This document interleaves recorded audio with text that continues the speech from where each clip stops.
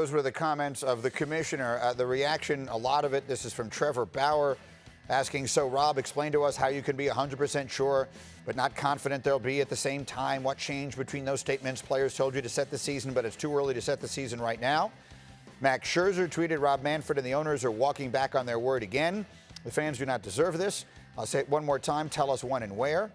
Bryce Harper, who recently joked about playing football, tweeted, what's good at the Eagles? So we'll see. All right, the one and only Stephen A. Smith is with us this morning. And again, First Take is coming up in a half hour. And Stephen, I have a bunch of things I want to get to with you this morning, but I did want to get a quick thought from you on this, specifically in the context of everything that is going on right now. What is your reaction to the fact that baseball is airing all of this dirty laundry in such a public way?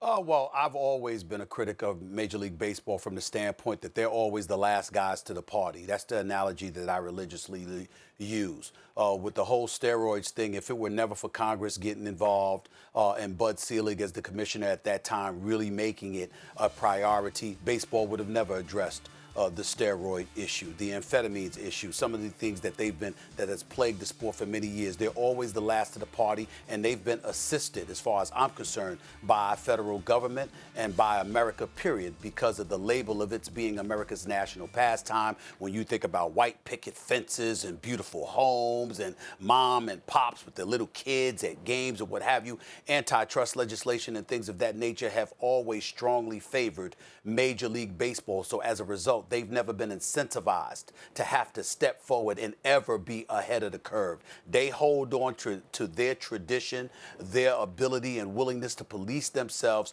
more so than any other sport in North American history has ever been allowed to. So it doesn't surprise me at all that they come across as flagrantly tone deaf, that they don't seem to be mindful or cognizant of the 40+ million people that have been unemployed, furloughed, may never get, half of which may never get their jobs back. The economy struggling the way that it is. It doesn't surprise me at all that baseball is tone deaf to it, because they've been tone deaf for decades. As far as I'm concerned, as far back as the 1920s, they've been allowed to get away with it because America has allowed them to get away with it. This is the first time in history, however, they may be in some jeopardy because there's a new day, there's a new veneer, a new complexion on things, and as a result, we're highlighting their foibles, we're highlighting their inefficiencies and their tone deafness, and they will be made to pay for this dearly if there is not a baseball season. I can assure you of that. Tim Kirkjian said he thinks this circumstance is worse than the year that they called off the World Series.